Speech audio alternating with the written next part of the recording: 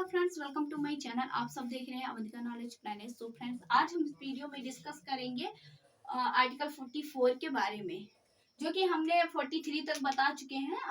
Indian constitution DPSP Indian constitution चल रहा था, पार्ट नंबर 4 3 तक अपलोड हो चुका है। पार्ट नंबर 4 पे चल रहे थे हम लोग। 36 से 51 तक आर्टिकल्स थे, जो कि उसमें से हमने 43 तक मतलब बता चुके हैं। आज हम बात करेंगे 44 की। 44 में क्या है कि समान सिविल संहिता यानी यूनिफॉर्म, समान सिविल संहिता। समान को कहते हैं यूनिफॉर्म इंग्लिश में, और सिविल को सिविल ही बोलेंगे, और संहिता को कोड कहते हैं।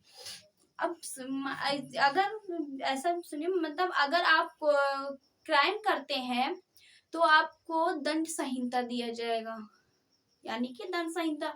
और अगर वो करते हैं तो उसमें कानून दंड संहिता के होंगे अगर आप क्राइम करते हैं। और ये चुनाव होते हैं, जो चुनाव के जो नियम कानून होते हैं उसे हम लोग आचार संहिता कहते हैं। चुनाव के जो नियम कानून होते हैं उसमें आचार संहिता हम लोग कहते हैं। और हिंदुओं में जो क्रिमिनल कोड के जो नियम कानून जो लॉ है वो सेम होते हैं। जो लॉ है हमारे क्रिमिनल कोर्ट में हिंदुओं में, तो वो सेम होते हैं। अब बात करते हैं कि समान सिविल संहिता क्या है। समान सिविल संहिता में मेनली 3-4 चीजें बताई गई हैं, जो कि सबसे पहले आता है विवाह,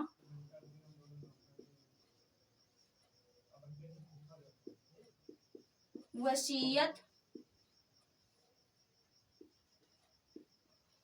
तलाक,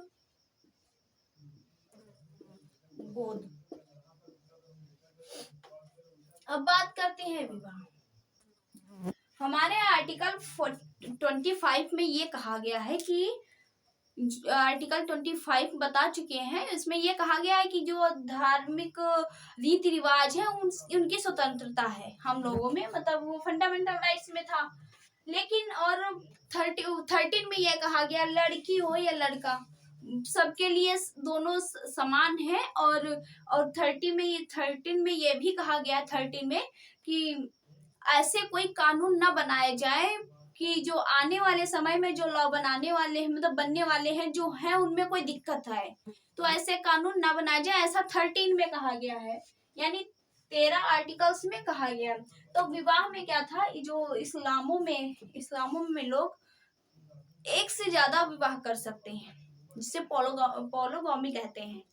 एक बहु विवाह यानी एक से ज्यादा विवाह कर सकते हैं, ऐसा मतलब विवाह इस्लामों में है। मगर से और अपने हिंदुओं में क्या था कि एक से ज्यादा विवाह नहीं कर सकते हैं।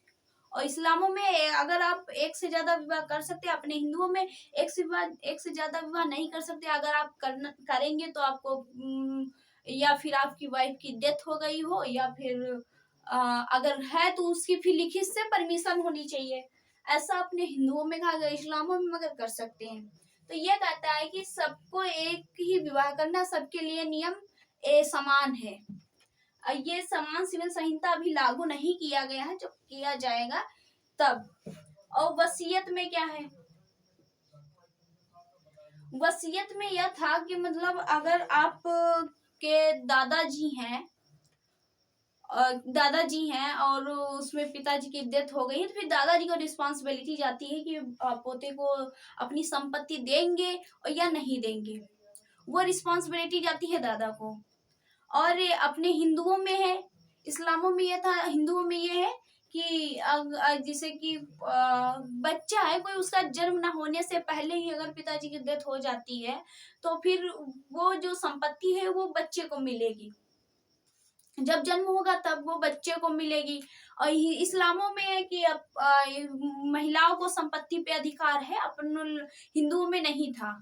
हिंदुओं में महिला अब संशोधन करके अब ऐड कर दिया गया है, इससे पहले अपने में नहीं था। जब संविधान लागू किया गया था तो अपने लोगों में, हिंदुओं में नहीं था। और मुसलमानों में, इस्लामों में था कि मतलब संपत्ति पे महिलाओं का अधिकार। अपने में अब संशोधन करके ऐड किया गया है, इससे पहले नहीं था। तो इसमें यही कहा गया कि सरकार कहती है कि यूनिफॉर्म सिविल कोड के तहत जो वसीयत के नियम है वो सेम रहेंगे। अभी लागू नहीं हुआ है, जब लागू होगा तब। और तलाक में है पहले तलाक लोग ले लेते थे, तो मगर अब सिविल कोड संहिता कहता है, जो यूनिफॉर्म सिविल है, वो कहता है कि तलाक आप नहीं ले सकते हैं।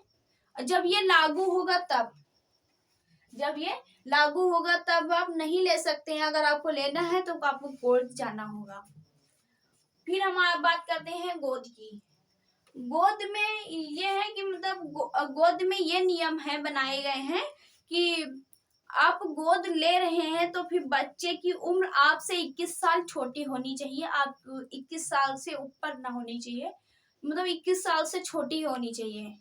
आप जो गोद ले रहा उससे बच्चे की उम्र 21 साल से छोटी हो। तो ये हमारे थे आर्टिकल 44 के, जो कि विवाह, वसीयत, तलाक, गोद।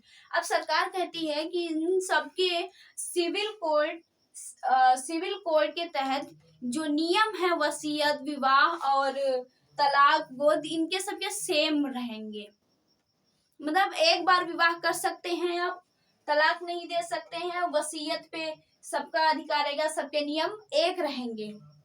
और विवाह में यह भी कहा गया है कि आपको विवाह एक करवाया जाएगा सिविल कोर्ट में। विवाह तो एक करवाया जाएगा, लेकिन आपके रीति रिवाज नहीं अपने मतलब छुड़वाए जाए, आपके रीति रिवाज नहीं छुड़वाए जाएंगे। जो मुस्लिम के रीति रिवाज वो मुस्लिम के रहेंगे, जो हिंदुओं के हैं वो हिंदुओं के रहेंगे, लेकिन आप विवाह एक कर सकते हैं, एक कर सकते हैं।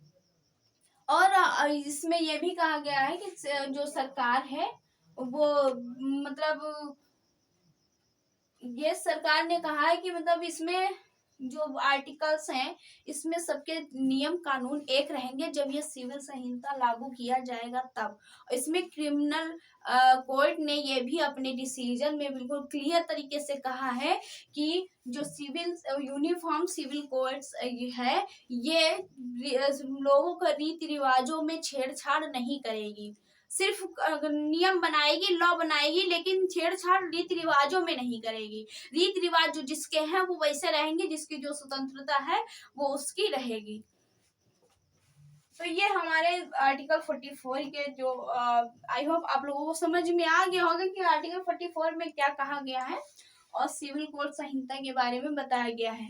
सो फ्रेंड्स, अब ये वीडियो हमारी थी। अब आप लोगों से मेरी रिक्वेस्ट है कि हमारे वीडियो को लाइक करें, ज्यादा से ज्यादा शेयर करें, सब्सक्राइब करें, ताकि ऐसे ही जो इन्फॉर्मेशन नेक्स्ट वीडियो में सबसे पहले आप लोगों तक पहुंच सके। अब मैं मिलती हूँ नेक्स्ट वीडियो में, नेक्स्ट क्लास के साथ में। Thanks for my watching video.